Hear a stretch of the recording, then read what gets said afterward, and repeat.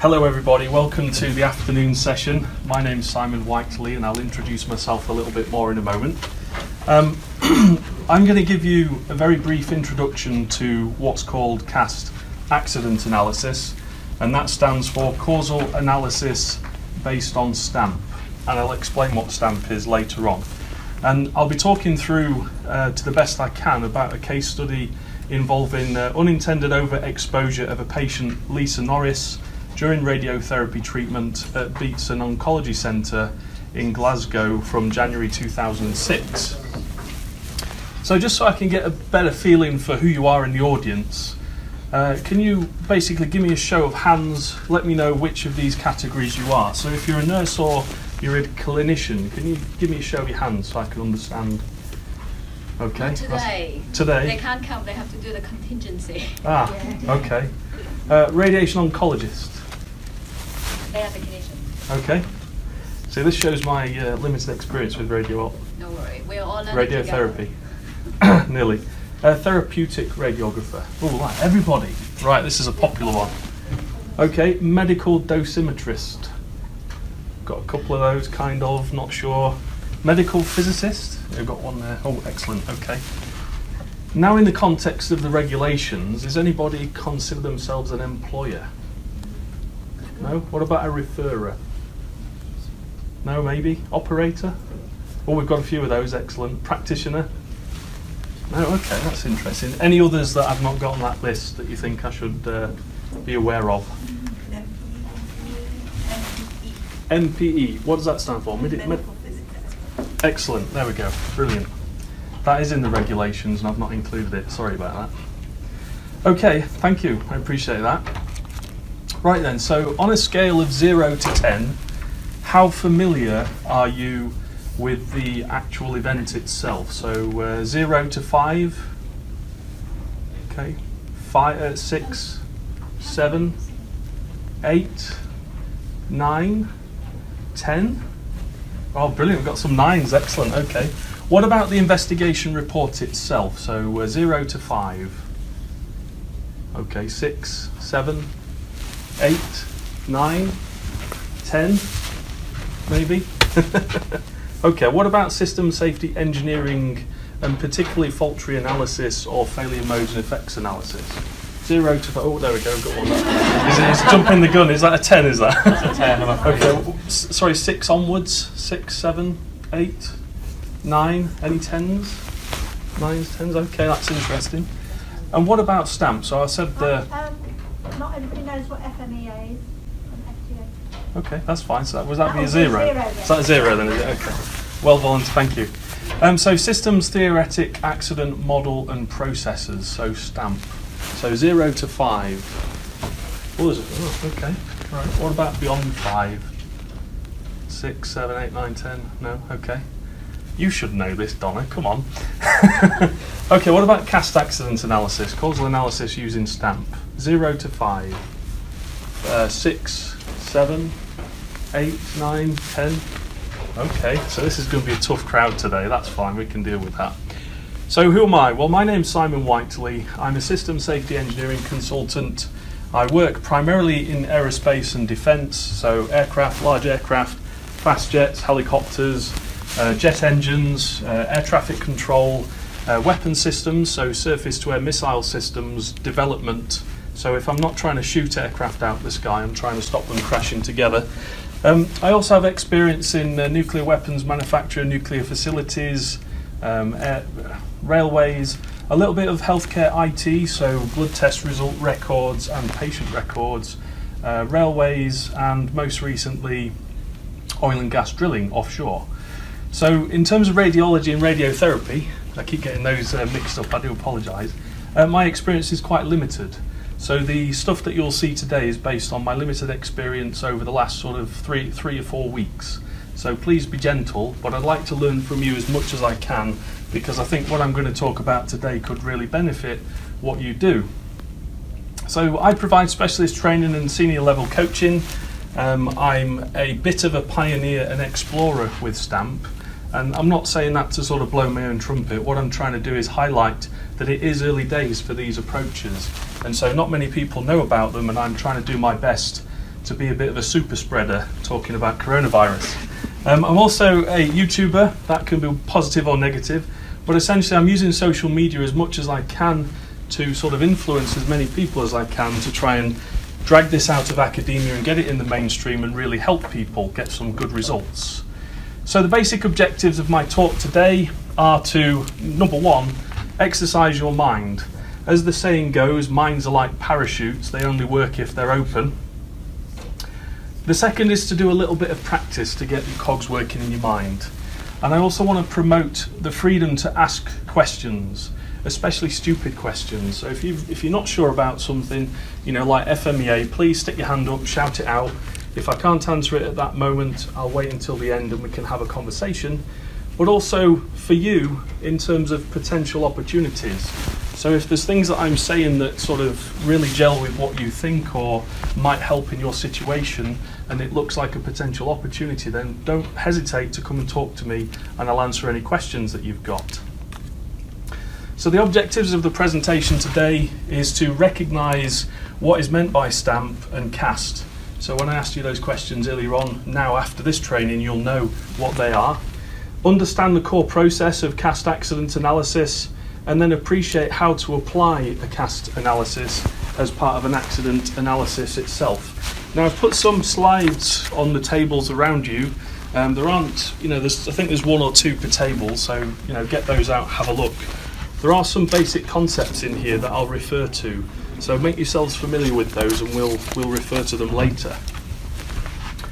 But before we begin, before we jump in, before we open our parachutes, on the next slide, I'm going to put a word on the slide, and I want to essentially hear from you what that word evokes in your mind. So when you see this word, your brain will tell you what you associate with it, and I'd like you to shout it out and tell me what they are.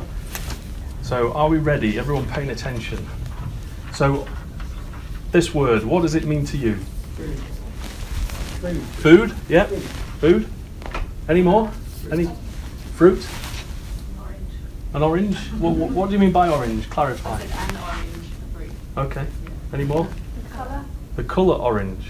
Okay, great. Any more for any more? Sunset. Sunset, yeah. More?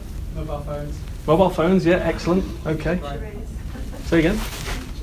The future is orange. There we go. There's a marketing. I better delete that out of the video. So we talked about fruit, talked about mobile phones, we talked about colours, flavours. Nobody mentioned Donald Trump, which was quite interesting. I get that quite a lot. But also, when I was training in Norway a couple of weeks ago, one of the things that they came out with, being Norwegian, was Easter, because they like to go skiing at Easter. And when they ski, they traditionally have oranges to eat. So that was a new one for me. You'll notice as well that the colour I've represented this word in is blue. So I tried to trip you up a little bit, a bit of human factors there. But you did well, that's great. So the reason I've done that, the reason I've started to open your parachute, is to get you to start thinking about your thinking.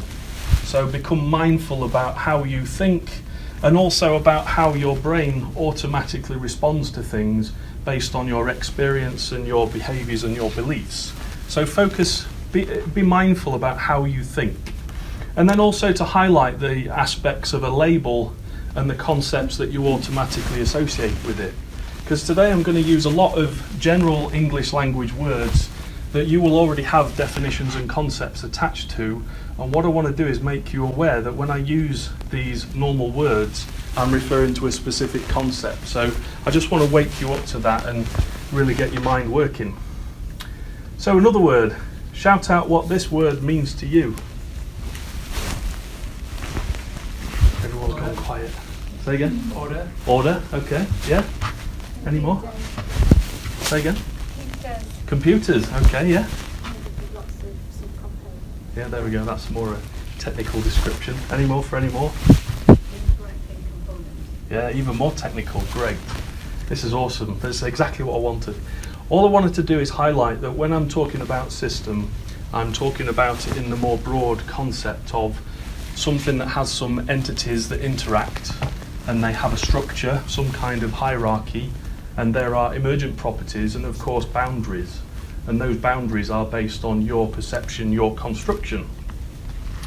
So from a perspective aspect, what I'd like you to do is be mindful about how you think, but also the perspective that you're thinking from. So are you conceptually inside the system when you're thinking about it, or are you stood outside of it, observing it? And then think about the boundaries. Think about whether they're hard physical boundaries or whether they're boundaries based on your knowledge and experience. So we've talked a lot about thinking. Let's have a think about the actual mechanism behind thinking. So when you're trying to understand a problem, we did some of that this morning, try and understand a problem and come up with some solutions. Most of us will think in terms of trying to break a problem down into parts and try and solve the parts and put it back together. Some of us will also think about it in terms of how do we build it up, what is the big picture associated with this. We'll also be doing some level of abstraction, so we'll be zooming in, looking at the detail, the specifics, or we'll be taking a step back and looking at the really big picture. And each level of abstraction will have different levels of information, and our brains do it automatically and dynamically as we're thinking about something. We're not often conscious that that's what the brain is doing. And also the concept of mental models. So hands up who's familiar with mental models. Okay, so conceptually it is just a model in your mind that you create about something. So when I put the word orange on the board, your brain automatically populated your mind with a mental model of an orange, either a fruit or a colour, something like that, or a mobile phone company. What about the word control? What does that mean to you? Let's shout that out, let's hear. Safe. Ah, very good, straight to the answer, okay. Any more for control? Democracy. Bureaucracy, okay. Any more? Having the ability to change. Excellent, yeah. Any more? What about you? I would say order. Order again. Order again. These things are under control, they're in order. Excellent. Brilliant. You're all brilliant. This is great. Okay, so when we're thinking about control, the concept of control, we want to deal with things. We want to do something about things that we're interested in, or concerns that we've got, or risks or hazards if you want to get more formal. And the method of control will involve some type of constraint.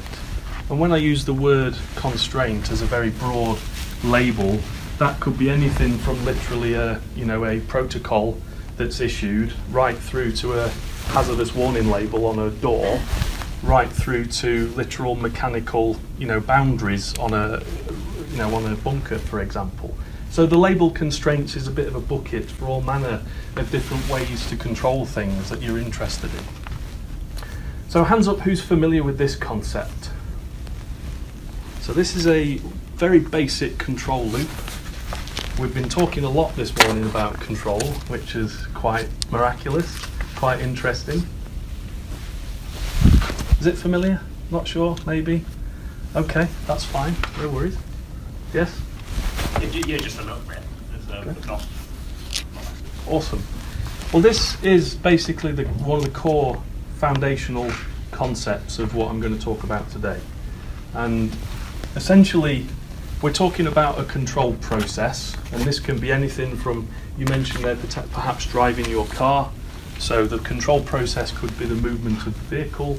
The statistics and numbers and graphs we saw before lunch, that could be the healthcare operation from a management perspective. Or it could be the number of incidents if you're tracking incident data. The controller, conceptually, that could be you, a person, it could be a management team, it could be an organisation, it could be technology. If you've got some artificial intelligence out there, that could be a controller of some type of process.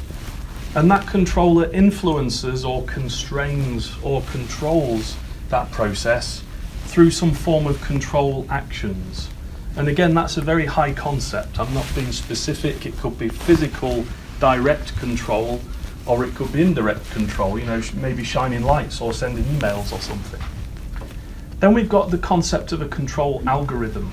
And this is quite a technical term, but I don't want to scare you with that. I just want to say it is a label for a concept of things like responsibilities or strategies or behaviours or patterns. And essentially the control algorithm defines how that controller will interact and influence with that control process.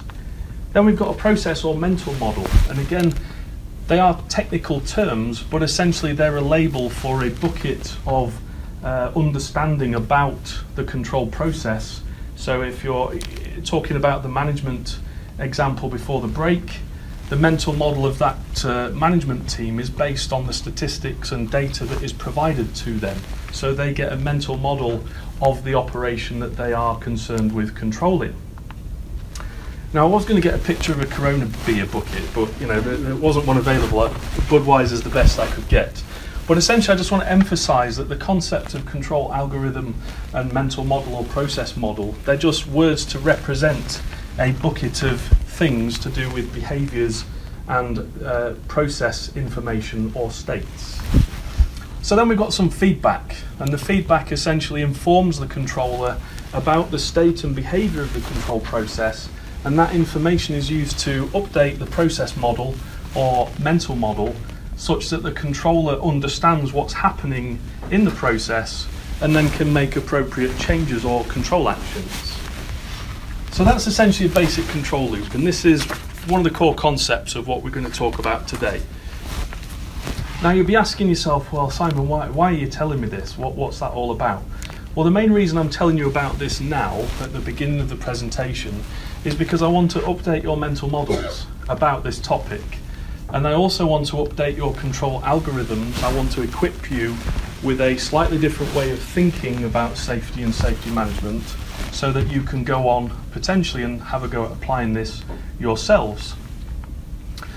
So now a little bit of context. Why should you pay attention? Or why should you pay attention? That's totally different there. This is something essentially new. Now, just a bit of background, my background now, and I've not really spoken about this publicly before, so please bear with me. Hands up who's familiar with the RAF Nimrod crash from 2006? I know you would. Yeah, so there's a few of you. Okay, so just a bit of context. So in 2006, the RAF lost one of their Nimrod aircraft, the aircraft you can see on the left there, due to a fire and explosion on board the aircraft when it was operating. And unfortunately that led to the loss of these 14 precious lives. Now in 2009 I was contracted to do an independent technical evaluation of that aircraft and its sister aircraft to make an assessment as to whether it was safe to continue operations. Now when the accident occurred in 2006, there was an official Ministry of Defence Board of Inquiry that identified some technical issues and organisational issues, and then because of the scale of the loss of life, I think it was the largest since 1982 in the Falklands, that kicked off Sir Charles Haddon Cave QC's official Nimrod review. And that Nimrod review from a military aviation perspective had a huge impact on the way that military aviation is performed in the UK. I mean, it was a phenomenal difference, phenomenal change. Now, the work I was doing was leading a team of subject matter experts in parallel to the work that Sir Charles Haddon Cave was doing, so not related to his work. We were related to look at the aircraft and the technical aspects.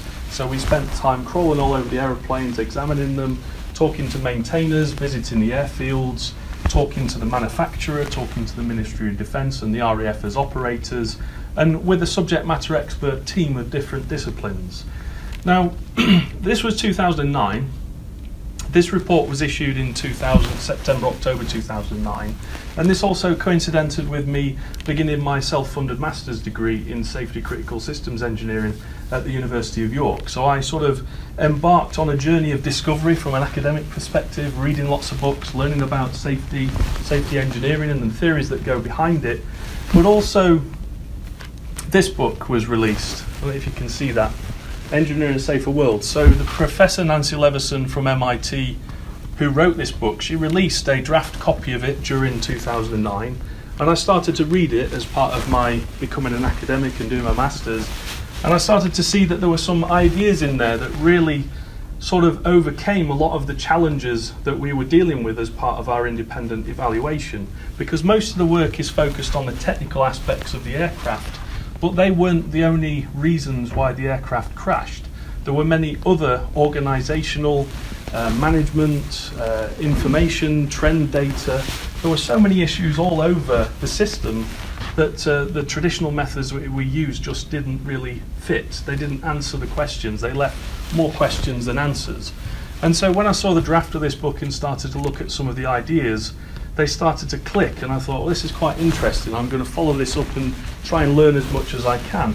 And so it started a journey of discovery of applying the methods that are described in this book, and of course visiting the US a number of times. Hands up who's familiar with the diffusion of innovation curve. Awesome, this is great. It's the first crowd that's seen so many. I mean, this is like the spread of the coronavirus, but I won't joke about that too much. Essentially, what I'm showing here is where STAMP is today. So it is at the very early stage. You know, there's a few patient zeros, so to speak, and not many others that are really using it. Now, there are companies, organisations around the globe that are using these approaches, but it's predominantly behind closed doors. And there's two very broad main reasons for that. The first is we're talking about safety, talking about matters of safety. And so if you use a new approach and you find problems, you're not necessarily going to want to shout from the rooftops and, you know, publish about it. The second aspect is because these new approaches are fundamentally broader than traditional approaches, you can apply them earlier in your project or life cycle and identify issues earlier, so it provides a competitive advantage. So there are certain automotive manufacturers that are really running away with this and getting some great results over and above their traditional approaches. So my sort of personal mission really, and one of the main purpose of my talk today really, is to be a super spreader and sort of spread those ideas as broadly as I can, help people understand what it is and how it might benefit them, and ultimately help them get results so that they can reduce risks, save lives, and ultimately reduce costs. It's better for everybody. Over the last few years, as I mentioned, YouTube, I've done quite a few webinars and posted a few YouTube videos, and I've had interest from over 22 different countries, over 20 different industries. Those that are highlighted in green, they're the industries that are really sort of embracing this and trying it out themselves. The red ones are starting to gain momentum, and then the black ones, they're just sort of playing around the edges. Now, you might be wondering, well, what is STAMP? You've still not actually told us what it is, Simon. You know, why do we need it? What are the challenges we've got to face? So hands up, who's familiar with this particular accident? And I know it's not radiotherapy. Just one person, two people. Okay, well this is quite popular in the technology newspapers. This is widely reported as the first fatal collision involving an autonomous vehicle, and this was the Uber self-driving car accident from March 2018. And essentially, just to sort of cut the story short, essentially there were no technical failures with this vehicle. It behaved exactly as it was designed, exactly as it was intended by the management of Uber Technologies. Then there was this one. Hands up who's familiar with this one. Yeah, so this is the Boeing 737 MAX series of two accidents. Now, I'm not going to go into too much detail technically about that, but I believe this will have a significant impact on the way that we design, certify, and sign aircraft off as safe in the future. This is a watershed moment, I think. Now, in terms of challenges, clearly the challenges are common across all industries. So we've got change or constant change, the need to change, speed of technical innovation and the need to be first, complexity, especially software, and then the future with artificial intelligence. That's an interesting challenge from a system safety perspective. Human role changes, so the humans in the system moving from being a doer to a supervisor. Now that's a fundamental change to the architecture of the system. And then also in the context of human errors, so thinking about human errors more in the context of symptoms as opposed to causes. And then also fundamentally the change in the nature of accidents. So from accidents due to failures to accidents due to unsafe interactions where there have been no failures. So one of the major ways of dealing with complexity, which I'm sure you're all familiar with is essentially the divide and conquer approach, or more formally the analytic reduction approach, which I think Simon mentioned earlier on. So generally we take the physical and functional aspects of our systems and we break them down into distinct parts or components. We divide them up. And then in terms of behaviour, we split those up into distinct events over time. So you saw the time information just before lunch, so chains of events. And essentially we analyse the parts separately and then combine the results. But by doing that, we make some really significant implicit assumptions.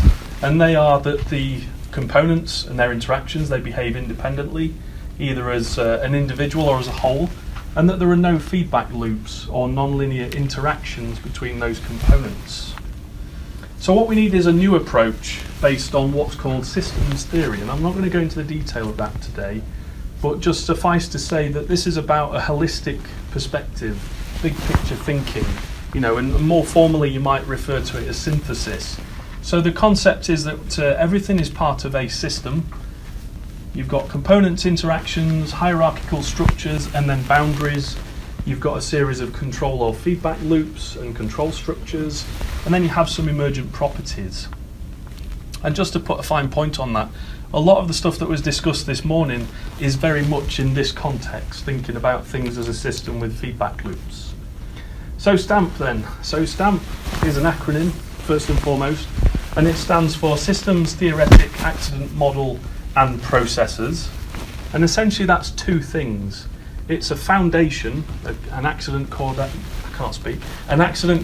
model foundation with a series of analysis and design processes based upon it. And we'll be speaking about one of those processes, CAST, today. Now you might be asked, I've changed the order of the slides, sorry. So where does STAMP originate? I think I already touched on that earlier on. So it originates from Professor Nancy Levison and her team at MIT, Massachusetts Institute of Technology, and she's actually kindly made available this book as a free PDF download. So if you want to download a copy of that book, you're quite welcome. If you search for MIT Press Engineering a Safer World PDF, it'll send you to that Dropbox link. You can download it.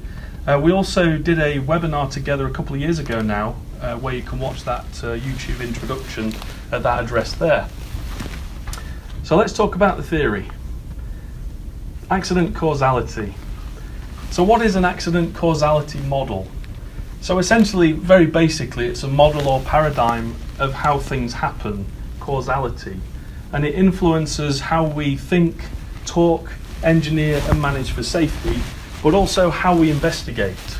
Everyone has one, at least one, and I'm going to talk about them now. So hands up, who's familiar with Herbert Heinrich's famous domino model, accident causality model? Got a few quizzical looks, we've got some hands, great, excellent. So essentially this is predicated on a sequence of events, progressing from, in this case, left to right. And if you remove one of those sequences or one of those dominoes, you essentially prevent that sequence of events from progressing into an accident. And this is, this model is very sort of basic to everyone's understanding of how accidents occur.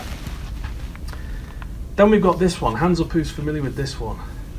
She'll get a full house with this one. Look at that, brilliant. Well done, James Reason. So this is James Reason's Swiss cheese model, and this essentially introduces the concepts of barriers or layers of protection, defences in depth. Essentially you want to prevent accidents by having as many barriers as you possibly can, and then hope that holes don't line up. And this is very core to everybody's understanding. This is taught and trained all over the place. It is literally the number one. Then we have the concept of a bow tie. Hands up who's familiar with bow ties. Not so many, okay. So again, this is the same underlying causality model. You've got some events that lead to other events that eventually result in some harm. Now this particular one is sort of a development of the first two, and it's very popular, particularly in aerospace and also in oil and gas. Is this familiar in terms of the work that you do, or is this not ingrained yet? Excellent, great, keep it that way. Okay. So in terms of accident causality models, I've referred to the traditional view of Swiss cheese, dominoes and bow ties. I've not referred to them as the old view because I think they do have their places for certain applications, but for complex systems they just don't go far enough. So the traditional view treats accidents as chains of directly related events or due to breached barriers, and it defines safety as a management of failures problem. So if we prevent failures, then we should be safe, we shouldn't have any accidents. Does that sound familiar? Excellent, great. So the STAMP view, or the Safety 3 view, no, I'm not going to say that. The STAMP view, the realm of control loops and structures, is that accidents are actually a bit more complicated than that, and they involve complex dynamic processes. So fundamentally, we define safety as a dynamic control problem. So we want to control something as best that we can. And so to prevent accidents, we enforce constraints using what's called a control structure. So it is essentially lots of these working together to enforce constraints. And I keep turning my clicker off. There we go. So we're back to the basic control loop again. This is a more advanced, sort of detailed version of the same control loop. All I've done is add some detail about actuators and sensors. Are they familiar terms to people? There's a few nods, a few shakes. Okay, so if you imagine that this was you, the controller, and the control process was you driving your car, safe separation from other people, then your actuators would be your hands and feet, maybe your voice, if you want to shout out the window at people. And then sensors would be your eyes, ears, body, the accelerations on your body. And your process model would be your view of the environment around you, how close you are to other traffic, whether there's any speed cameras. You might also have a speedometer on the dashboard, maybe a temperature or pressure sensor for the tyres. And all that information is fed into your brain. Your brain processes it, has a mental model of what you need to do that's safe, such as if it's 50 miles an hour, you need to drive at 50 miles an hour. And your control algorithm is how you operate your vehicle safely. Everyone comfortable with that? Awesome. So if you want to have a control structure, essentially this is just a number of these loops arranged in a hierarchy interacting with each other. So in this case, if you imagine that you were your driving instructor trying to teach somebody else how to drive, then you would be the green controller and the other driver would be the new driver, the learner driver, would be the red one. So can you imagine what type of control algorithm and process model you must have when you're trying to facilitate somebody else learning how to drive? You know, you'll probably want to look further up the road than you do normally. You'll probably want to keep an eye on who's behind you and how close they are in case the new driver stalls, for example.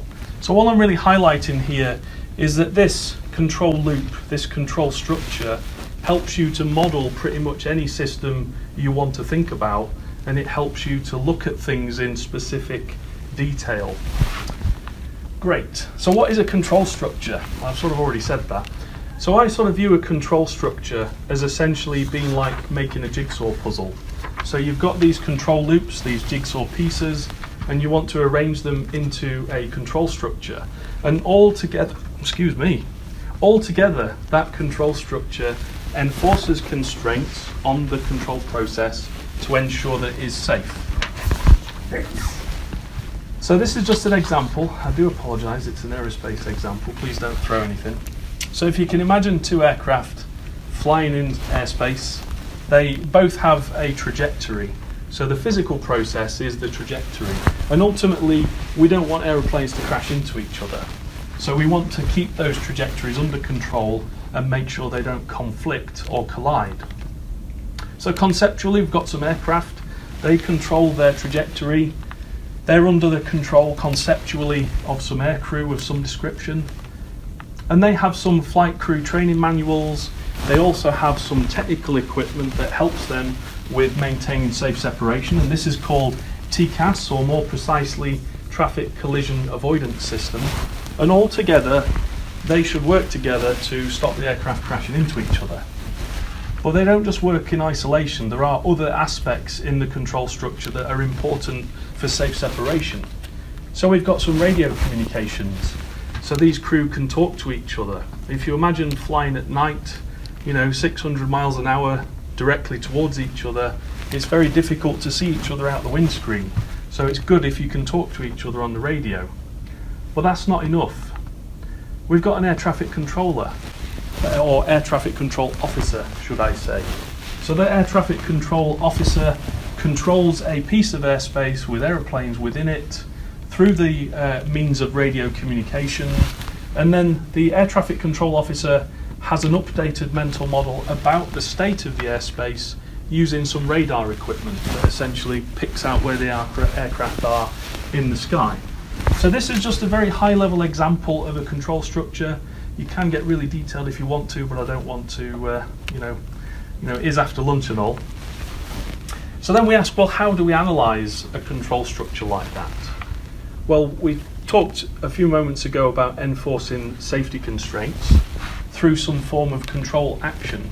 So if you're an aircraft and you're told by an air traffic controller you need to descend, then your control actions are to descend, and the control process is your aircraft. Now, in the context of doing a hazard analysis versus an accident investigation, is everybody comfortable with the differentiation between those two? So one is analysing the system before an accident occurs to understand what we need to do to make it safer, and an accident analysis is after an event has occurred and we're looking for something specific. So when you're doing a hazard analysis, you're looking for what are called unsafe control actions. So these are the control actions that will lead to an accident. But of course, when you're doing an accident investigation, you can't say whether somebody's action was unsafe or not because you weren't there. So we refer to them as contributory control actions when we're doing an accident analysis. Now, there are 4 general types of unsafe or contributory control actions, and those of you that are familiar with failure modes and effects analysis or functional hazard analysis will see some similarities here in the mechanics of these definitions. And also if you do human factors HFACs classification, if that means anything to anybody. No, okay. So a general action required for safety is not provided. So a control action is not provided, and that results in an accident. An unsafe control action is provided. A potentially safe control action is provided too early or too late or at the wrong time or in the wrong sequence. And then finally, a control action required for safety is stopped too soon or applied too long. So I'm just going to pick on the timing and sequencing one there for a second. So if you recall before lunch, we were talking about reporting information up to senior leadership in a form that they could understand so that they could make safety related decisions. Now, the first thing to observe about that is, it doesn't work on this screen, does it? Let me use my mouse. There we go. Can you see my mouse? Yeah, excellent. So if you imagine that this is the senior leadership team and this is the rest of the hospital organisation or the medical healthcare organisation, the people down at these levels will be providing information and statistics up to the senior leaders so that they can make safety related decisions. But if that information is in a form that is not clear or difficult for the managers to interpret, it won't update their process model appropriately, so they won't take potentially appropriate action when necessary, or in the case of timing or sequencing, they might actually delay management actions, which has a positive impact on safety. So when you're looking at information and statistics, always be mindful that it is a reactive feedback loop as opposed to a proactive action loop. Is everybody sort of comfortable with that? A few quizzical looks, excellent. There we go. So once you've identified the contributory control actions, you then want to understand and discover, well, why did this particular controller, this person, this machine, why did it behave the way that it did? And this is where you start looking at issues with control algorithms. You know, was the learner driver, no, I won't use driving one, I'll use a radiotherapy one. So talking about the Lisa Norris case, the planner B, I think they're called, that created the treatment plan, why did they issue a treatment plan without the appropriate calculation performed for the dose amount? Was it because they had an issue with the control algorithm? Well, yes, arguably it was, because they were not trained or they were not very experienced in doing a very detailed central nervous system profile. In terms of their process model, in terms of their control algorithm, they did not know to apply that correction factor, and the reason they didn't know to do that was because it wasn't updated in their process model. And the reason that is because conceptually the process and training above them did not provide that information. So the fact that they issued an unsafe control action that contributed to harm was more complex than them just being a stupid human having human error, if that makes sense. So control structures then. So as I say, it is just a hierarchy of control loops, how they interact.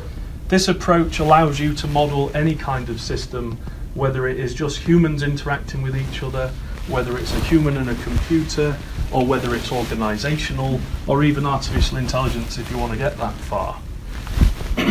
So thinking in terms of control structures and control loops, it helps to organize your thinking and understanding about the system that you're analyzing. And it provides a natural path to follow, a structure to work to, which is obviously really powerful when you're trying to do an investigation and do some systematic analysis. And I believe this is what really makes the stamp-based processes so powerful, and especially if you're working as part of a multidisciplinary team, because ultimately when you create this control structure model and put it on a piece of paper or on the wall, instead of you as a group of SMEs talking about what's in your mental model, you're talking about something that's on a piece of paper, and everyone has a common mental model, a common understanding of what the system is and what the issues are. Now conceptually, and I'll just use my arrow. So conceptually we have a patient who is interacting with a nurse clinician or clinician, and that is under conceptually the control of some equipment that delivers ionizing radiation, which is conceptually under the control of some other equipment, that directly influences or controls that delivery, which is under the control of a therapeutic radiographer. And there are some employers and medical physicists in there, and probably other roles that I've not included in here, and I'd love your feedback on this. But then conceptually you can think about the operations and maintenance aspects.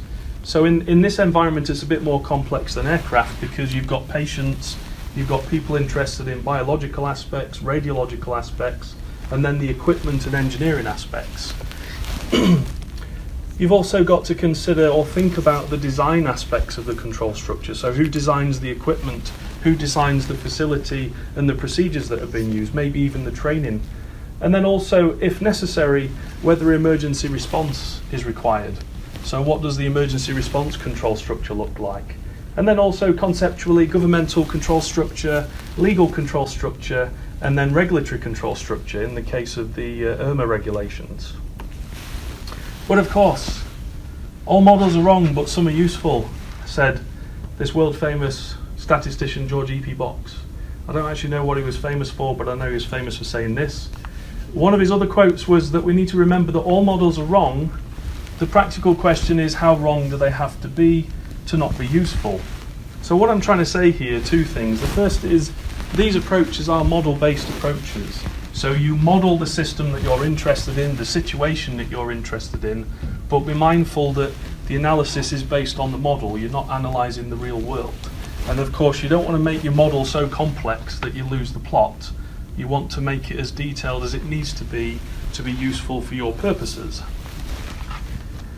Okay, so let's talk a little bit about roles. So when you're doing an accident analysis, there is generally, very generally, three broad roles: an investigator role, an analyst role, and a recommendation maker. So when I was talking earlier on about control algorithms, when you're doing an investigation, your brain will be working in one of these three. And the exercise we did with Simon before lunch was really helpful, because it forced us to analyse the problem before we jump to solutions, and this is what I'm sort of emphasising here. So thinking, when you're doing an accident analysis, think about what is the mental model and algorithm I'm using at that moment. Am I an investigator looking for information and facts, trying to make sense of things? Am I an analyst of that information, or am I making recommendations for improvements and change? And it's really important to be clear about that, because that perspective can change the way that you're thinking, and that thinking can mislead you in some cases. So an example of this is in the context of a core principle of safety investigations. So typically, or in the past, maybe not so much now, the investigation was to seek to assign blame. So find somebody who made a mistake and then blame them. That's it. That's where the investigation stops. But that's quite a narrow view, and that type of investigation will not find detail about what's actually caused these people to behave the way that they did. And if you stop your investigation there, you will miss things and potentially have a repeat. So ultimately, the core principle I'm emphasizing here is that we're not seeking to assign blame. It's not the same as seeking to understand, and that's what we're trying to do as part of the investigation. Now, it's also important to think about the perspective, and I touched on this earlier on. So if you are an observer of the system or the investigation or the situation that you're looking at, you need to take a step outside and observe it from that perspective. But when you do the analysis, you need to step inside as though you are a participant with the people or processes that are involved.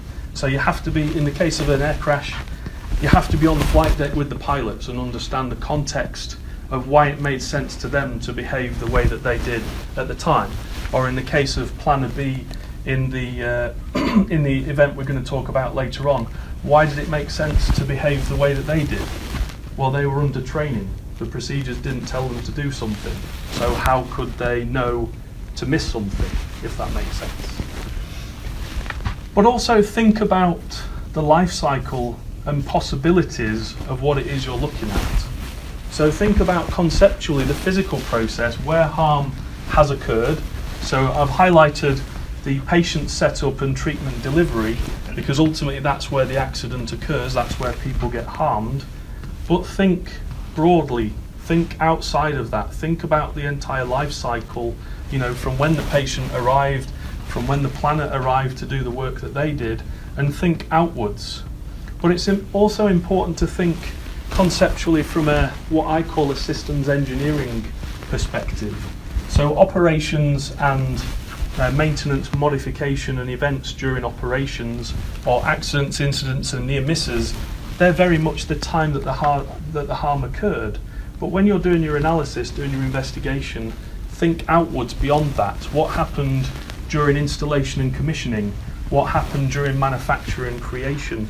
What happened during design, divergent and convergent thinking, so problem definition, solution definition, and iteration.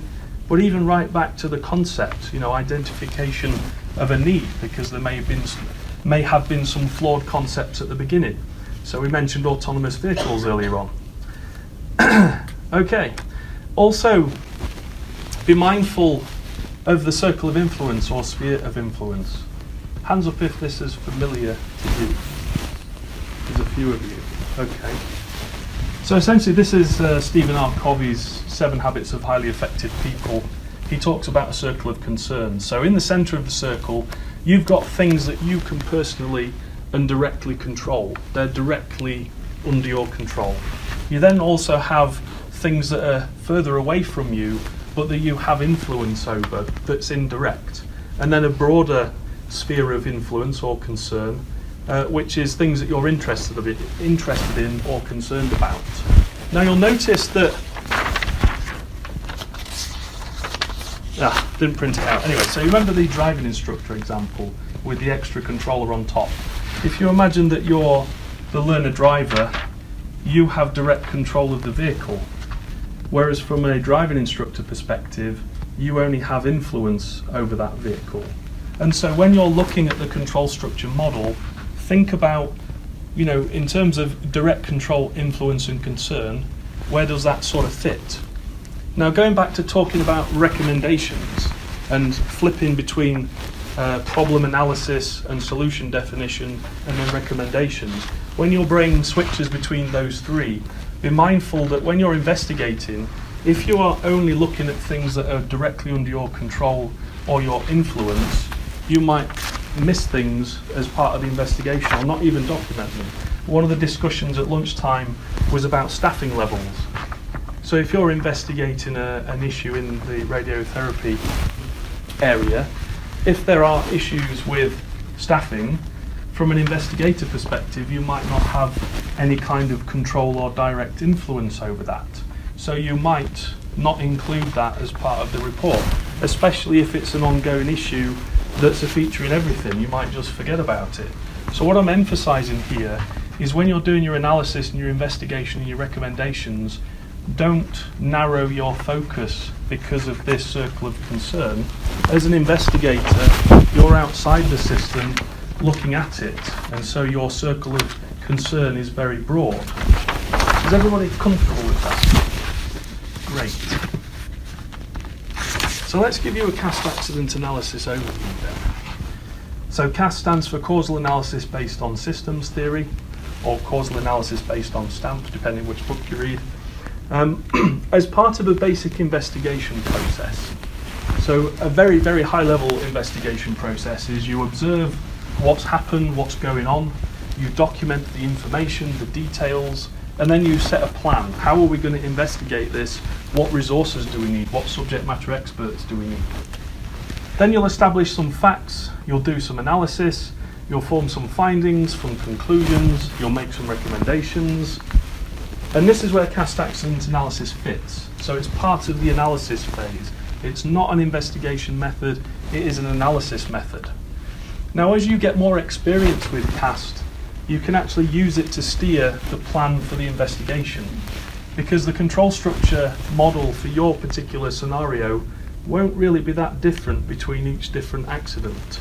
And so once you've created a control structure for one accident, you may be able to reuse it for another investigation analysis. And then when you're making recommendations, you could use the STPA hazard analysis. Now, I'm not going to talk about that at all today because we haven't got enough time, but essentially this will help you to make more specific recommendations and also manage the potential risk of making a recommendation that undoes other good work that's been done. So let's talk about CAST. So the ultimate goal of CAST is to establish what was the control structure that existed at the time the accident occurred, understand how and why it allowed or contributed to inadequate control. And we're not just focusing on failures, as I mentioned earlier on, or what went wrong. We include that, but we're also looking at what went right and contributed to an accident. And this Lisa Neeson one is exactly one of those. And then we make recommendations. So what changes to the control structure do we need to make? What changes to the algorithms or mental models do we need to make? So on one page, this is a very high level overview of the process. So we've got what's called, I call the foundation phase. So we define the losses, the accident, what's actually happened, what harm has occurred. We identify the hazards related to those losses, and then we identify high-level safety constraints. And all these are the high-level constraints that we need to control those hazards and prevent those accidents. Then we do some modelling, the modelling phase. So we model the timeline, which is not strictly part of CAST accident analysis. It's something you'll probably do as part of your investigation anyway, but I've included it here to make it explicit. We model the control structure, and then we perform some analysis, the analysis phase. And this is 3 parts, and it's not sequential, it is iterative, because obviously as you identify more information and do more analysis, you'll identify different questions that you need to go and ask. So you analyse the physical process, then you analyse the control structure, so you look at the components in that structure, and then the actual structure itself, and then you make recommendations for implementation and support implementation if that's what you're going to do. But we're only going to focus on control structure analysis today. So I've got a bit of a confession to make before I continue. So I had a Windows automatic update the other day, and it kindly caused me a few problems generating some nice control structure pictures. So the ones that are in here are a bit of a scribble, so I do apologise. But yeah, so in terms of the accident itself, it occurred at Beatson Oncology Centre in Glasgow in 2006, and it was an overexposure of a patient with 58% higher than prescribed dose. Now, the information I used for this report, for this very brief case study, was literally just the 100-page official report.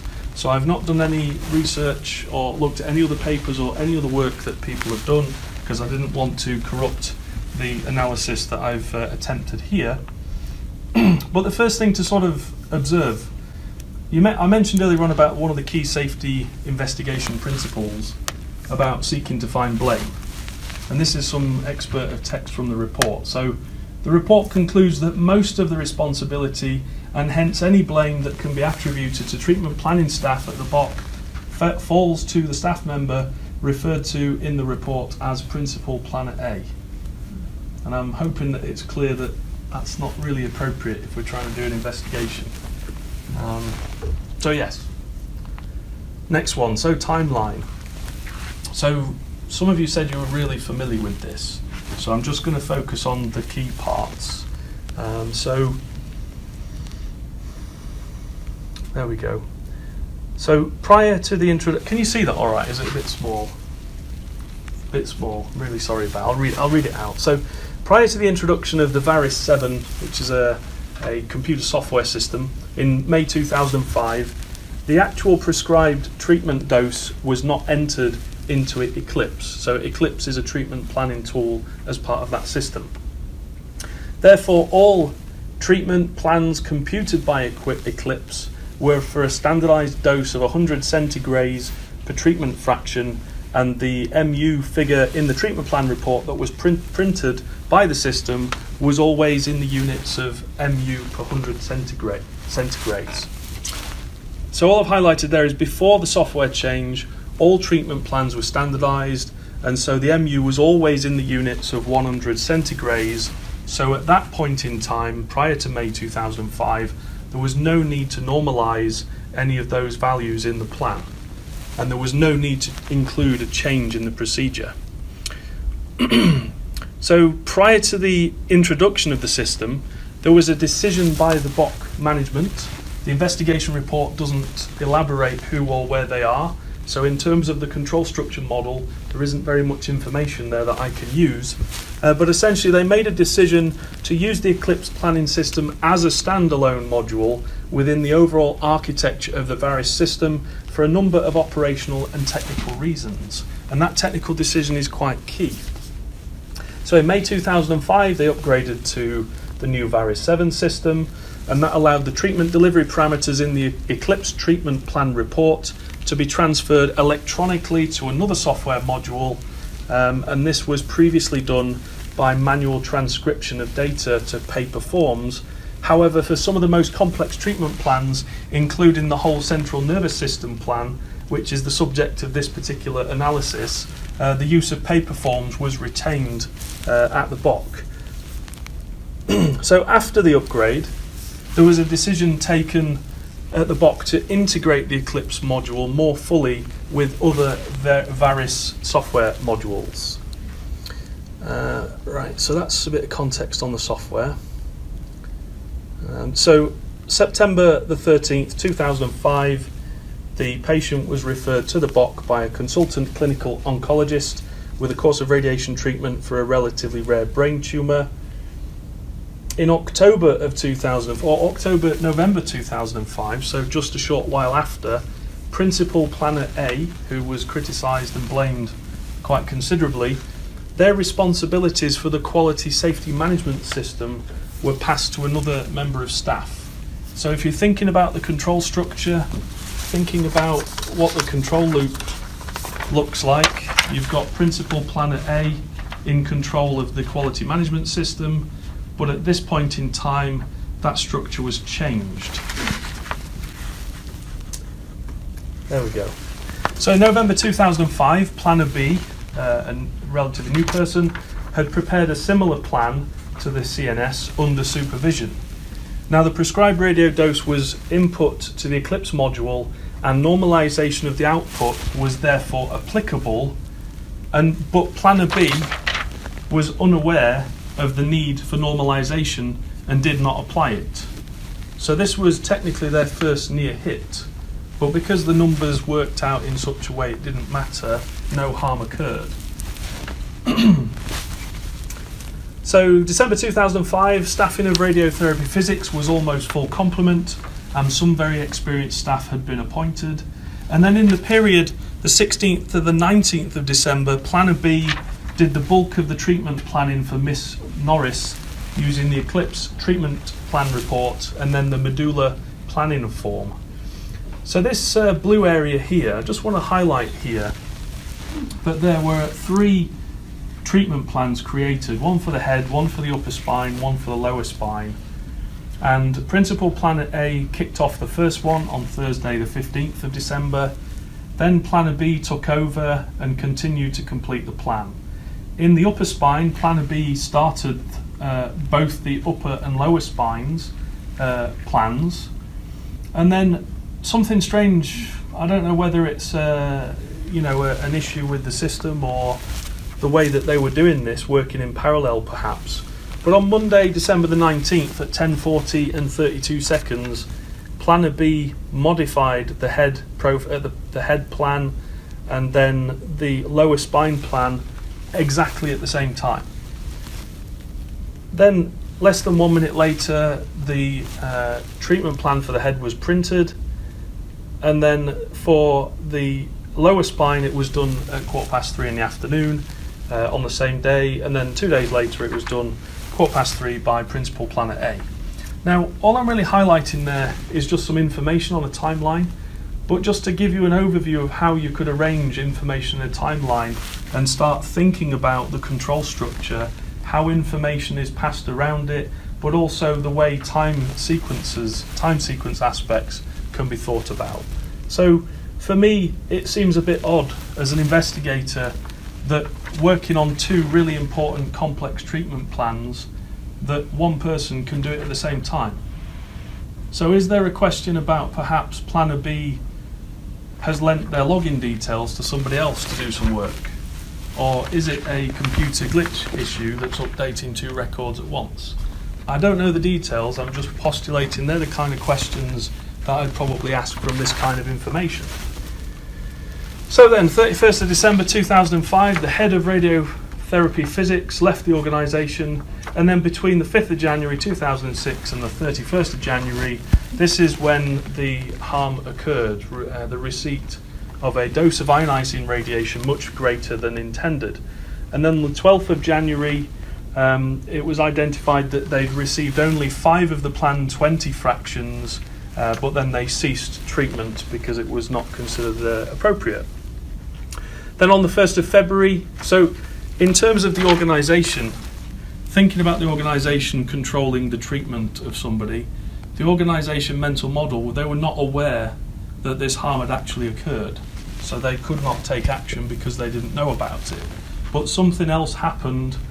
Senior Planner D identified the error and then fed that back into the organisation so they could kick off the investigation and also change the treatment.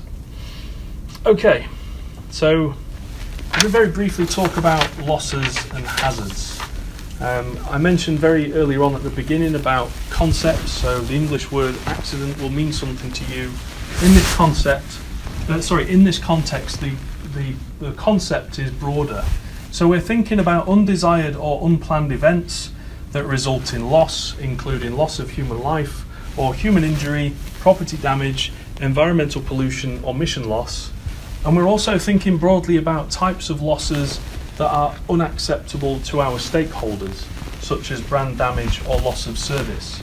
So what I'm really highlighting here is you can use this approach not just for the benefit of safety investigations, but also for improving other aspects that you might be concerned about or your stakeholders are concerned about. So what is a hazard? Again, this is another word that's used very broadly, but in this context it's very specific. So we're talking about a system state or set of conditions that together with specific environmental conditions can lead to an accident or loss. So it can be a condition or a state, or it could be an event in time. And this diagram I've highlighted here is just to sort of give you an idea that the definition of a hazard is within the bounds of what the designer can control. So one example I always give, and it upsets all the air transport people, is the concept of a mountain range in the context of flying an aeroplane. So the definition of hazard that they use, that's mandated by the International Civil Aviation Organization, basically says that a hazard is anything that has the potential to cause harm. And I'm sure you can see that that's a very big bucket of things. So how does anybody manage, understand what's important and then manage it? Whereas that's overcome with this definition because it narrows it to what you can actually control. So if you're an airline operator, you can't control the existence of a mountain range, even with nuclear weapons. So what can you do? Well, the only thing you can do is control the trajectory of your aircraft and its proximity to mountain ranges. So clearly they have the control of the aircraft, but they have to control the interaction with that environmental state or event. So going back to control structures and modelling, so thinking about jigsaws with these jigsaw pieces. So start with the physical process, think about where the harm has occurred, where the energy has been transferred, think about the hazards and the high-level safety constraints. What are the constraints, controls that need to be true to control that hazard? And then think about a high level of abstraction. So identify the controllers, their controls that exist or are supposed to exist.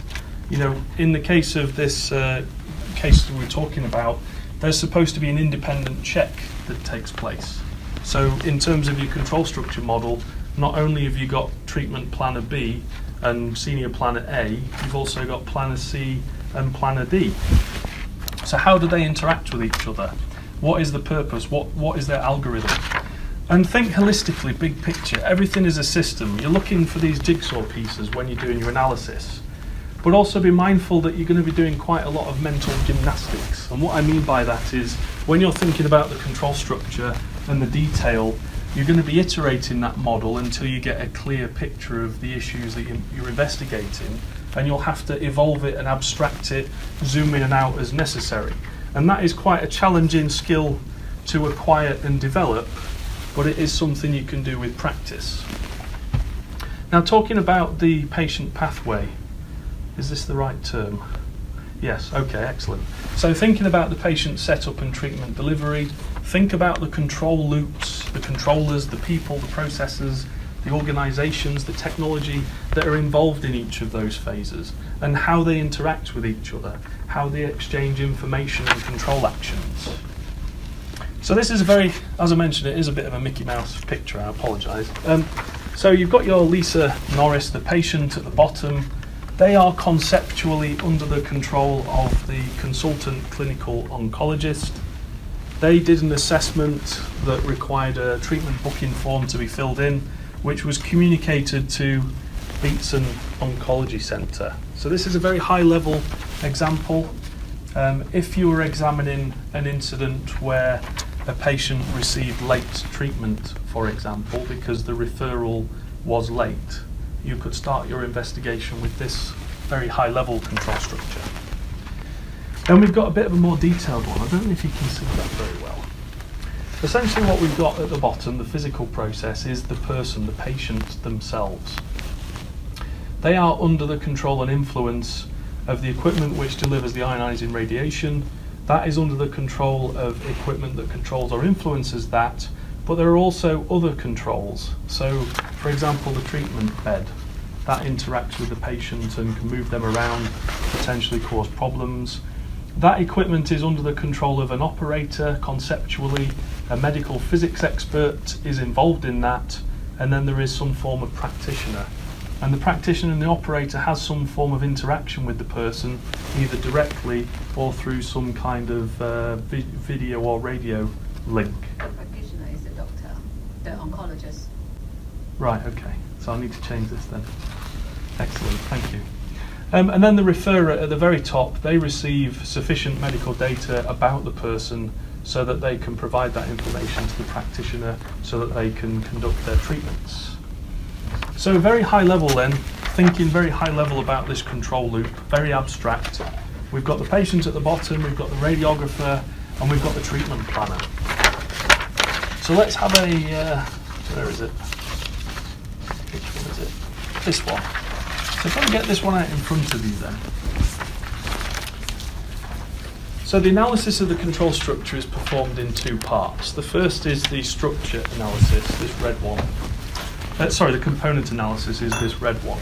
So if we take the radiographer and we say, well, what are the safety-related roles and responsibilities and safety requirements, constraints associated with the radiographer? What are their safety-related responsibilities? Absolutely, yes. Excellent.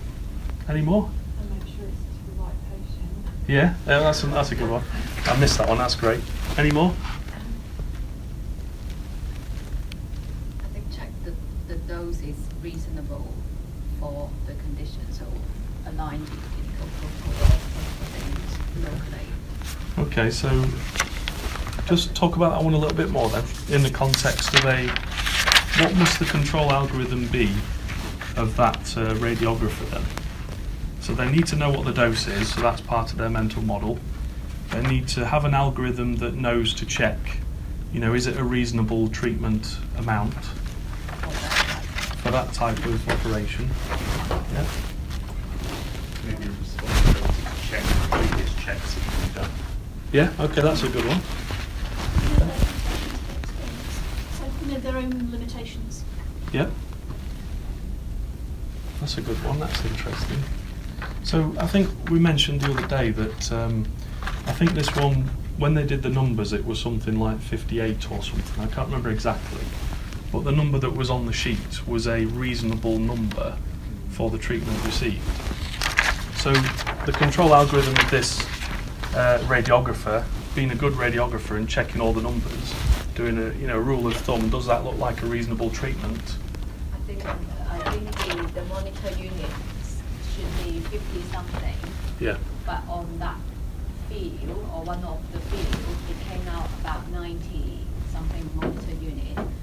But for the course of treatment, or for the prescription of like less than 2 gray per fraction, Yeah. as a planner myself, I would think, wow, the number looks about right, doesn't look too wrong. So your mental model says, well, I wouldn't think like, 50 and 90, because 90 is still within my mental modeling, is the safety range. Yeah. Okay. So if the radiographer control action is to provide the treatment to Lisa Norris, and their algorithm is as you've described, because that's what a good radiographer would do, their mental model was updated with the actual proper number that was wrong, but they didn't notice or realise that. Now, There would be an expectation by the radiographer that that plan had been checked by 2 months. absolutely, yeah. So their mental model is, this treatment plan I've received from the treatment planner is good to go. So they've all got green ticks, let's go and give the dose, everything's fine. So in terms of the unsafe control action, contributory control action, providing unsafe treatment to Lisa Norris, in this case the radiographer, they behaved appropriately.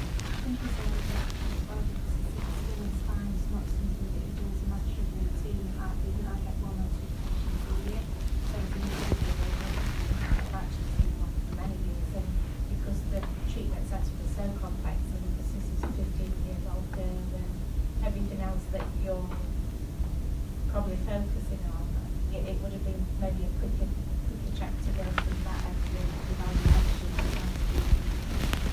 That's really interesting.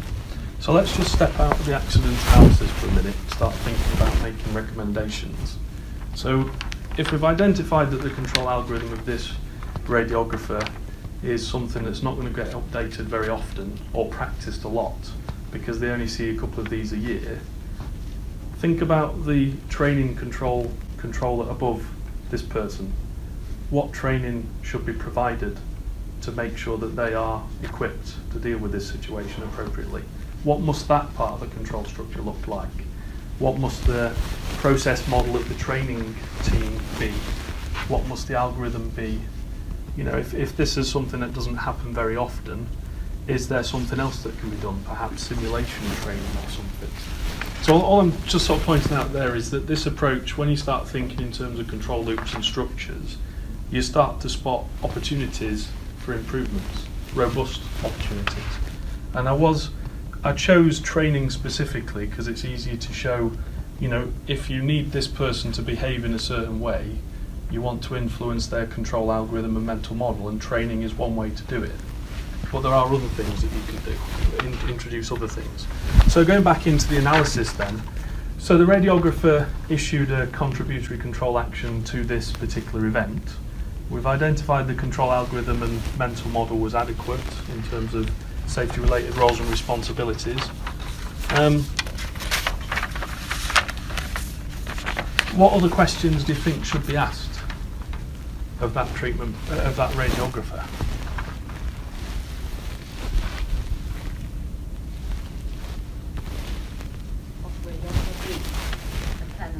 The radiographer, this person here. What other questions do you think we can ask as part of the analysis? Thinking about the loop. What feedback did they have about the patients and the state of the patient? What did the patients say actually about how they were feeling about their treatments? That's a Whether good it was question, yeah. pain or-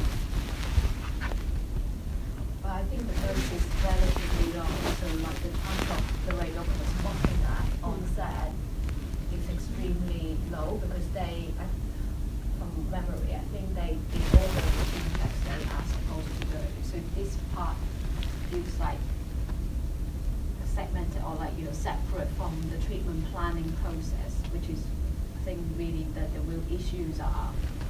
And I think on the machine side, it's extremely hard. I can't think of any opportunity that we can potentially stop this. You said earlier that the treatment was stopped at 5 fractions. Yes. So the patient must have been unwell Okay. at either 3, 4 or 5 fractions for that to have happened. Yeah. So, yes, the first couple of treatments you probably wouldn't have noticed any side effects from the extra dose. Okay. So just So, a. that may be I can't remember the exact details, but It's not mentioned in the report, that. why it was stopped after 5 fractions, because the patient was actually unwell. Okay. So to ask a cheeky question then, so in the taxonomy that's used to classify these kind of incidents, is there a taxonomy associated with the barrier of feedback from the patient? No. There is one in the investigation one or in the incident one? Do you mean the general one for health? Yeah. But it's high level, that communication. Yeah. So we have one for review of the patient. Yeah. So we could use which is communication with on treatment review of the patient. So Okay. sort of. Okay. Excellent. So think for a minute about, before we go and apply some treatment to this patient, think about the mental model and algorithm of the patient, especially a young person.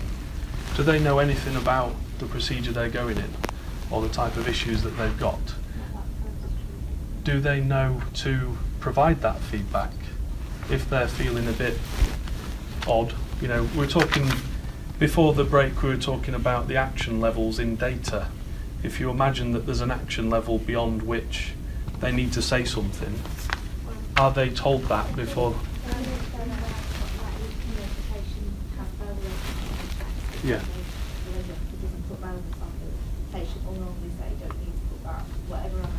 Okay. If all we're talking about in this case is if it's happened from day one, the patient will only have the experience from day one, so Yeah. nothing's changed from there.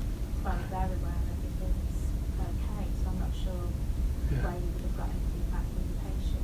Absolutely. But also if it's a minor, the patient and parents. Ooh, so what does the control structure look like with a patient and a parent? What are the mental models and algorithms of those people? How do you help, to get feedback from them that maintains safety? I'm sort of asking these sort of questions just to spark your thoughts about control loops and how they interact. Because it's those interactions that can give you safety benefit, but likewise it can challenge your assumptions. Because if you assume you've got a barrier and start thinking about it like this, you might find the barrier is not as robust as you think it is?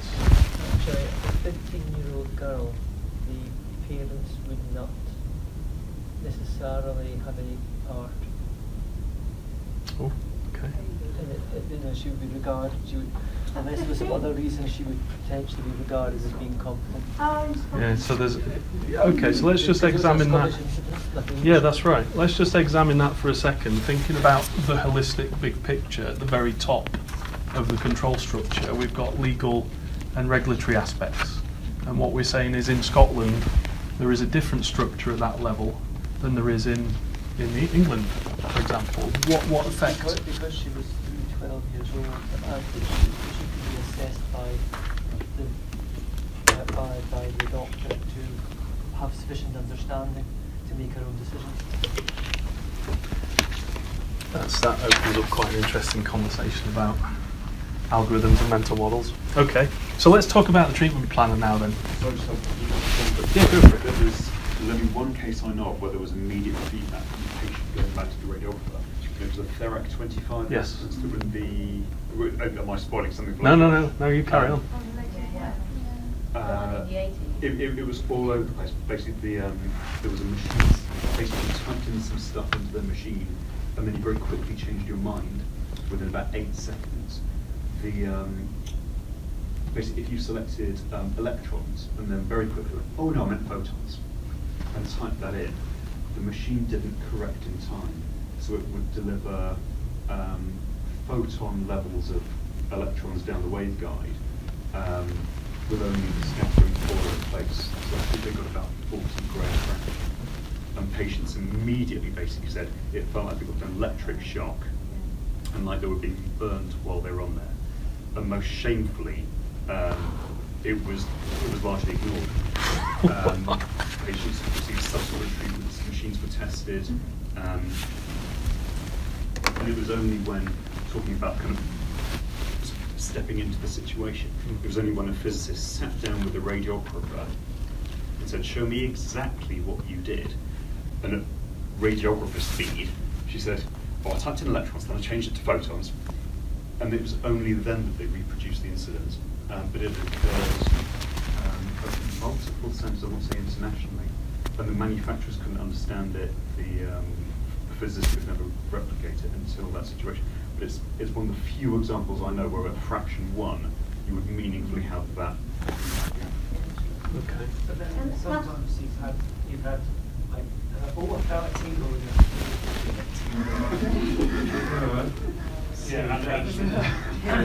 because Are we updating your algorithm now? No. Sure? Only locked to that silly page. All right. I think that's one of the UK, one of the two major incidents in the UK. I think, Yeah. I can't remember if it's on the cobalt unit or the other one. I think the nurse spot the side effect on the patients, but then they got the physicist to check, and then they went in to check the calculation, everything looks fine, and then he didn't take the opportunity, to spot that error in the calculation. So they carry on for quite some time. So it did affect quite a lot of patients. I think that's so. I think it's a similar kind of theme that I think we can see. So you can argue maybe we haven't actually learned. Well, I'll come back to it because this guy sort of nailed it. So the Therac 25 examples are a case study that, so the originator of this, Nancy Leveson, she wrote some papers on Therac 25 in the 90s, early 90s, and that prompted her first book, Safeware, which you can also buy. I'm not selling it. Anyway, so yeah, she talks about that, wrote a paper, and I can send you a link to it. But that particular accident was, from a technical perspective, quite interesting, because they changed the design of the machine. It looked basically the same, but they'd removed mechanical interlocks, and it was all under software control. And the behaviour of the nurse, not human error, it was the way her inputs entered the software that caused the software to behave the way it did. So it was going to do that, and I think it hurt and killed quite a few people. So that, in terms of the story of STAMP, that's certainly, I think, one of the starting points of it. So yeah, anyway, very good. 10 out of 10. Okay, so talking about the treatment planner again. So the treatment planner's algorithm was, I need to create a complex treatment plan. They were not trained formally for it, they were under training, under supervision, and their mental model was not, we need to do this fraction calculation. Now if I go to a more detailed control string, oh, there we go, sorry. Yes, so if you imagine the treatment plan is the process under control, so I'm drawing a more abstract, different view of this accident, a different part of the control structure, and I'm looking at the interactions between the planner B, who was the person under training, under supervision of principal planner A, and then senior planner C, who essentially reviewed it and signed it off. So we talked about the treatment planner B. They created 3 treatment plans with mistakes that were not mistakes because they wouldn't know any better. That treatment plan was interacted with by the principal planner, so they received information about the planner and they identified issues with that plan. They then made those appropriate changes. And then when senior planner C came to look at the treatment plan, this feedback loop here, they'd interacted with principal planner A, and by influencing through conversation, senior planner C focused on the technical issues that principal planner A had already dealt with, as opposed to the actual details in the treatment plan. Now this is just a high-level model, just for the purposes of getting the juices flowing in your mind. But if you think about principal planner A in the context of their control algorithm, they were a very experienced person. You know, the decisions that they made were based on, you know, experience across the entire organisation. In terms of their mental model, they didn't have enough staff to do this complex planning.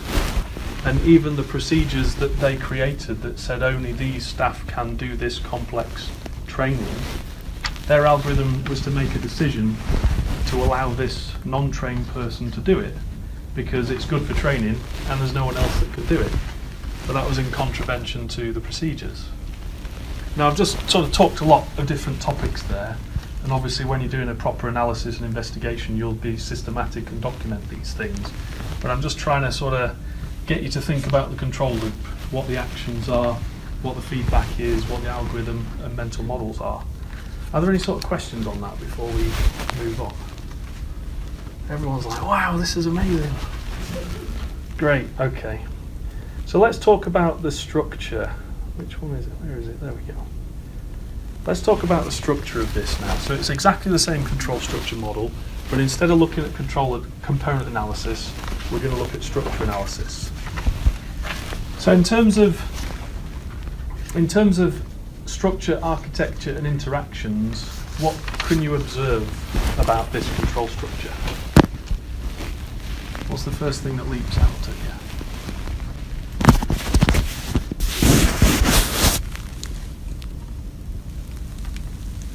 Sort of cupidity, everything's having in treatment planner B does, planner A does, and planner C does. Yeah, okay. What does that mean for coordination then? Communications and coordination? Things we can bounce around a lot between various levels. But also it's not very clear, actually, from a very diagrammatic point of view, where a decision is made. Yeah. There's nothing that says, you know, this is where it comes in. Okay. So just to sort of take your view of this picture, so this picture is not a flowchart. This model is just representing structure and interactions between components in a hierarchy. And so you've got the 3 people, 3 controllers, and the control process. That process is to create a treatment plan. So essentially that is the product of what's going on. In terms of senior planner C and planner B, there's no loop between those. Is that right or is that wrong? Do you think it's a good idea to have a loop between those? Possibly that's the reality. It's not like you have like a, or just my personal experience. So like if you have a planning team, it's usually you have like the planner, which is like the planner B, and then the checker. So the checker can be planner A, can be planner C. So that's the role you play in that environment. So you don't, I guess depends on the complexity of the plan. Sometimes the planner B can go and talk to planner C and say, I have this very complicated plan. Or like if you can't, if it's not like a straightforward plan, then you might discuss other solutions. But if there is already like a procedure for you to follow, say if it's just purely calculation, you don't need a lot of optimization in that process, Yeah. then the planner C might not even be needed. It's just whether did I follow the very complicated procedure correctly. Okay. Yeah. So if we're talking about signing off a treatment plan as compliant and correct and safe, there is a requirement for independence between that check and the creator of that treatment plan. Yeah. So the reason Senior Planner C does not have interactions with Planner B is for that reason. But you'll notice that there is an interaction between Senior Planner C and Planner A, Principal Planner A. So in the investigation, we'd want to establish whether that violated independence or not. We know from this case that that was true, but if you were doing an investigation for another, that's the kind of question you could draw from this. I'm just looking at the time. Anyone need to catch the train? We can have the room. I think Matthew got the room for us till 4:30. Okay, well, shall I carry on till 4 or is that okay? Anyone need to run for the train or? I don't want to sort of overstay my welcome. Okay, so what I'm showing here is essentially once you've got your control structure model, you've got the structural analysis aspect, and you've got 6 topics to look at to spawn ideas. So you've got structure, architecture, and interactions to consider, communication and coordination. So we've touched on that. Dynamics, changes, and evolutions. So in this particular case, the person who fulfills this role of creating the plan, that should not technically have been Planner B. But Principal Planner A put Planner B in that position for reasonably justifiable, reasons. From a safety management system perspective, so SMS, I don't know if that is a concept is that something that you recognise in radiotherapy, safety management systems? But not with the term, not Okay. with the terminology. So it's very similar to a quality management system, but more specifically about safety. It's an aerospace thing at the moment, but it is becoming more broad. Safety information system. So this is a royal term that essentially means things like incident reports or the provision of safety-related data, or there was talk about treatment protocols earlier on, and the information that's contained inside that document. So you might say that a treatment protocol is an interaction, but the information contained in there is very much part of a safety information system.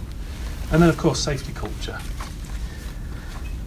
Okay, so this one is a different view again, and this includes the chief executive at the very top. Now just to highlight, it's only by convention that the chief executive is at the top. You can choose to model this however you want to do it.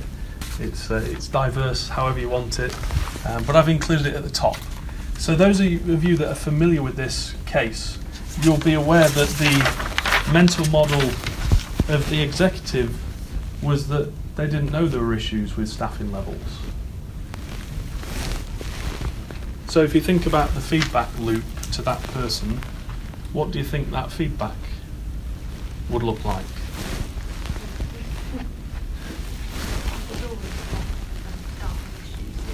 Okay. So is that a critical control action from the layer below? And if that's missing, what must the algorithm be of the people not providing that information? Does that sort of make sense? Okay, cool. The other thing I want to highlight here is just down here. So the organisation, if you're thinking about the structure analysis, dynamics, changes and evolution, there was some restructuring of this organisation due to staffing issues in the previous 12 months, I think it was. and various people were moved around the organisations and restructured, and that led to the physics staff having two line management responsibilities effectively. One from a radiotherapy physics perspective and then from a clinical physics perspective. Now if there are challenges with communication and coordination, you know, what could we find in there if we started to look at it? Okay, so I think I've talked about that. So I'm going to quickly just talk about the primary cause. So the investigation talks about a primary cause, and this is a label or term that's something I'm not familiar with. It's quite potentially political, so I'm just going to put inverted commas around it. But essentially the incident occurred because of an omission of a required normalisation procedure by the treatment planner. I was going to say, it would be made up in order that they could blame something. There we go. So talking about the control actions, the action to do the normalisation procedure was not provided. So that's the unsafe contributory control action. But when you look at the control loop and the algorithm and mental model, this individual did not know to do the normalisation procedure. So that's why they didn't do it. It wasn't because they omitted it. They couldn't omit something they didn't know that needed doing. Maybe I'm mincing words there. In terms of entry of an erroneous output figure on the medulla planning form, so this is a control action by the treatment planner. Erroneous output, entry of an erroneous output figure. So it was only considered judged to be erroneous after the fact. That's an outcome bias. That person did what they thought was the right thing to do, because they didn't turn up to work to hurt somebody or kill somebody. So just to be really sort of, you know, specific here, when you're looking at control loops and control actions, you remove the judgmental nature of the analysis. Now, of course, you've got to be mindful of your own natural judgmentality, but when you're doing this type of analysis, it makes it easier to do that type of analysis. Is everybody sort of comfortable with that? Excellent. Okay. Contributing circumstances: inadequate training and experience, inadequate supervision. So if you think about supervision, if this is the person being supervised and this is the supervisor, you know, what does that control loop look like? What's the algorithms and mental models? Failure to update working procedures since 1998 and post-introduction of the Varus 7 software. We talked about this topic earlier on. Again, if these are the procedures and processes in the QMS, who or what is involved in that control loop? If they're not providing updates, why? What is their algorithm? What is their mental model? You know, if they don't know they need to do it, or if there's something else interacting with them that's conflicting and preventing it, thinking about it like this will help you identify those issues. A decision to change practice regarding the dose entered into the planning computer. It wasn't clear in the investigation report who made that decision or why they made it, so I wasn't able to examine that, but I'm sure if you could go back and ask the questions, you could find something interesting. Staffing pressures and workloads. So this affects all manner of different things. So the point, and I think the young lady over there with the turquoise towel on mentioned it earlier.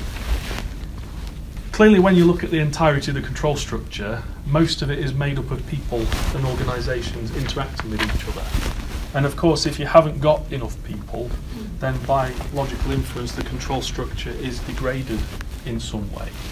And that can contribute to accidents. So there was issues with the treatment planning workload, and specifically for this particular patient's experience and availability, senior staff availability for plan checking, unable to maintain the BOC quality management system. So again, if this is the management system and these are the people responsible for it, you know, is it because they don't want to update it, or, you know, what's going on there? Inadequate staff experience for complex procedure treatment plans, control documents not being reviewed via management review or audit.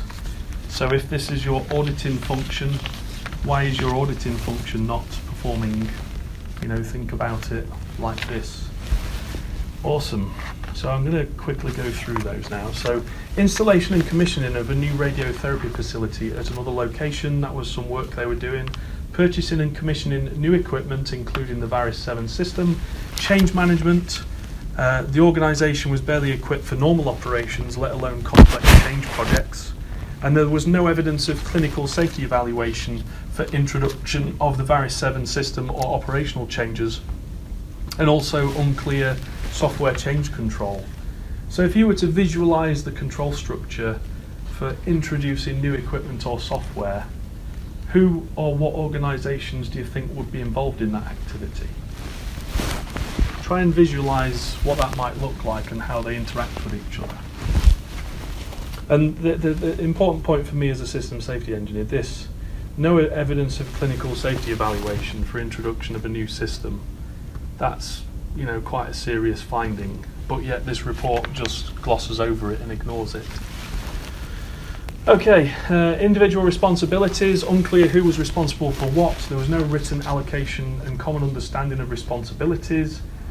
So just to highlight those then. So when you're doing your component analysis, one of the first things it talks about is what are the safety related roles and responsibilities for this controller in the structure. And this highlights directly that those individuals didn't necessarily know who was responsible for what.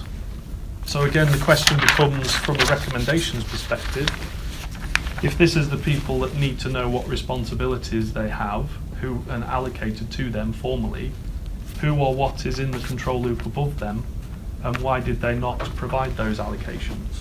What could you do from a recommendations perspective? I'll just leave you to think about that.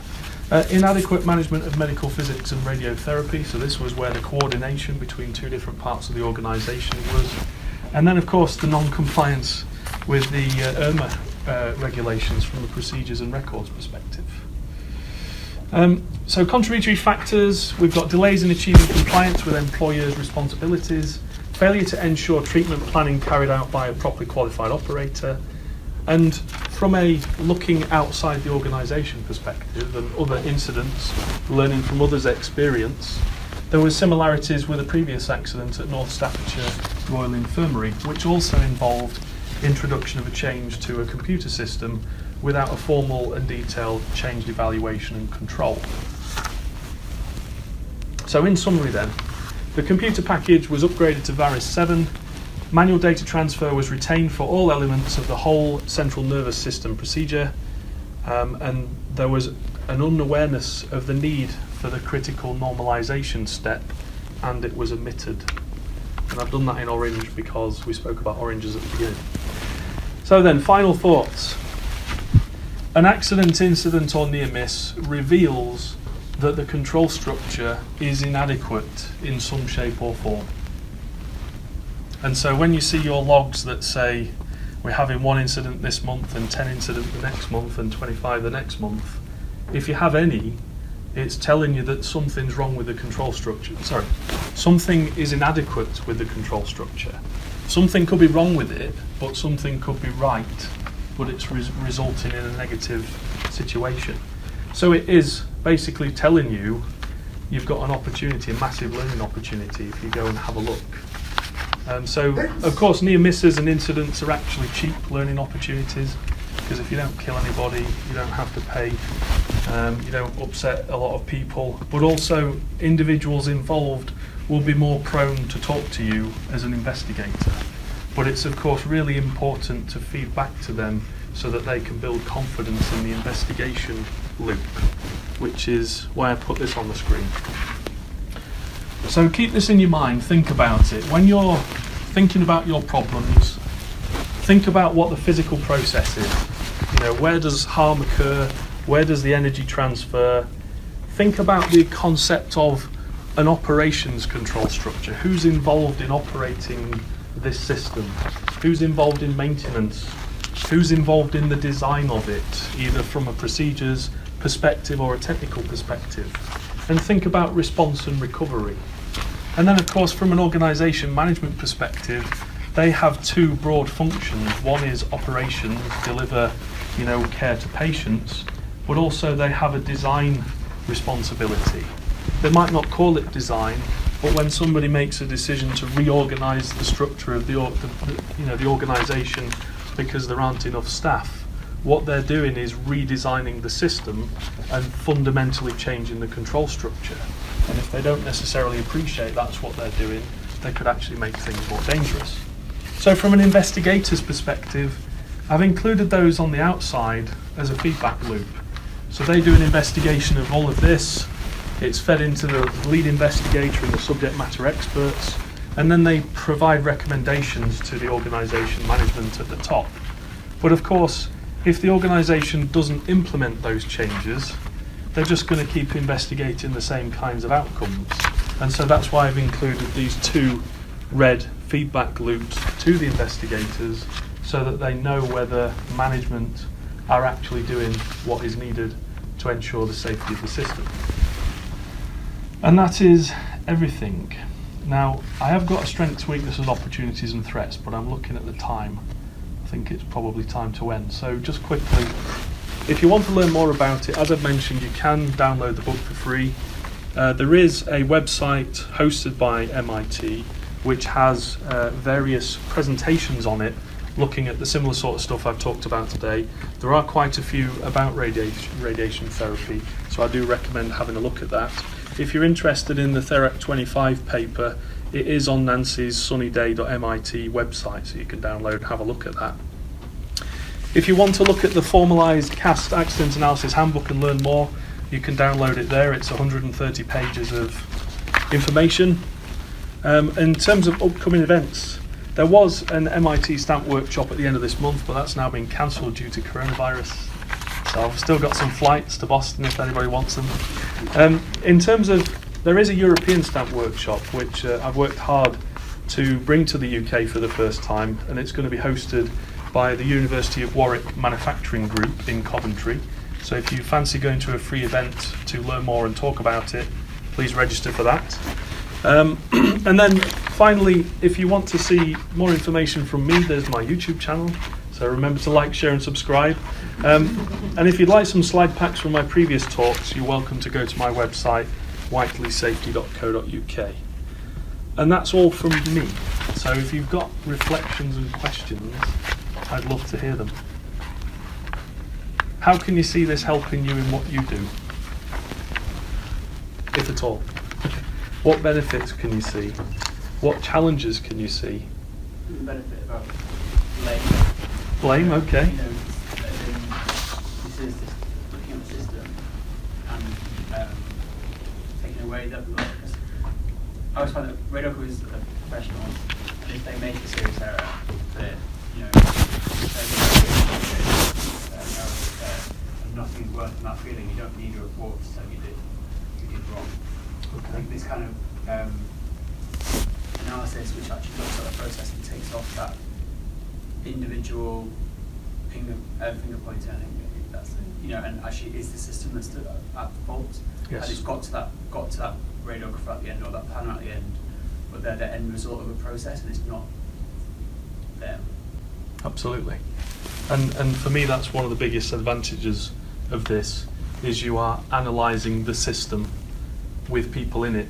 You know, it's a complex system with people, procedures, organisations, and technology.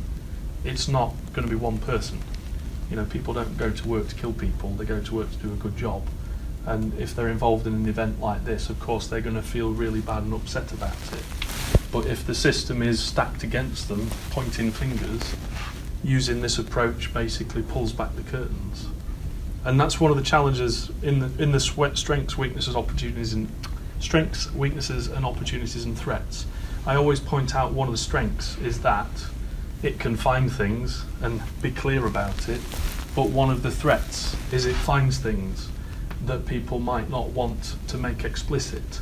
So if you can specifically point at staffing levels and training aspects contributing to accidents, this will help you to make that explicit.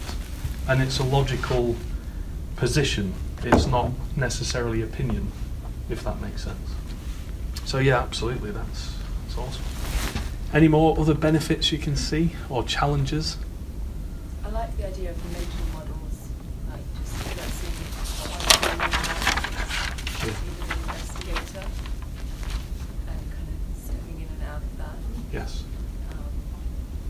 and just even reading some of the reports and even maybe writing them, like you pointed out the language used, like, you know, omitted, or at that time it wasn't, it was just, you know, which is really good. That's why, just going back to the types of control action, there are 4 broad types: provided, not provided, early, late, timing, sequencing, and then duration.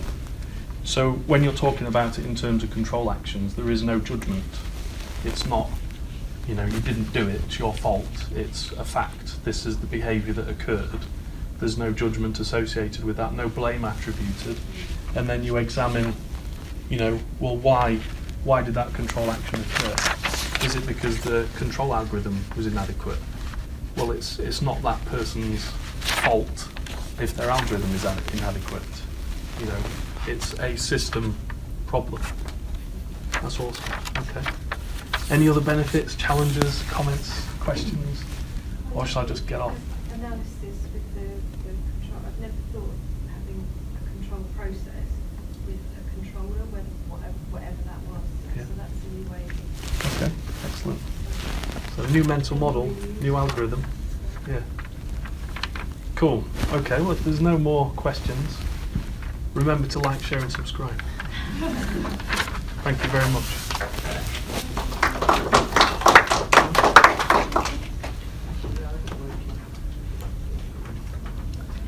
Look after the virtual lot. Right, I'll stand out the way. Talk to them. I talked to them. Oh, you talked to me, did you? Hello, everybody. Hello, everyone. So I hope today, 3 short sessions, and I hope it will open up your mind, and I hope the information you get is useful. And if there are things that you want to explore a little bit more, please feel free to get in touch, and then hopefully we will be able to organize something for the radiotherapy community. Thank you very much for making the effort to come all the way, to here, despite all the coronavirus threat we have around us. So thanks again, and have a safe journey home, Scotland, Cornwall, Leicester, wherever you're coming from home. Yeah, from London. Thank you as well. Right, you're very welcome. Thank you. And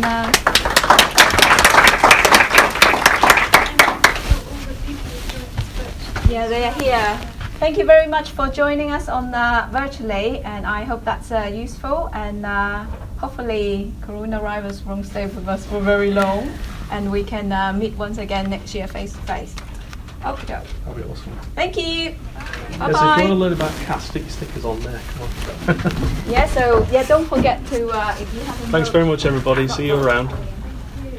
Yeah, You're so most if you want welcome. to learn See you soon. more about,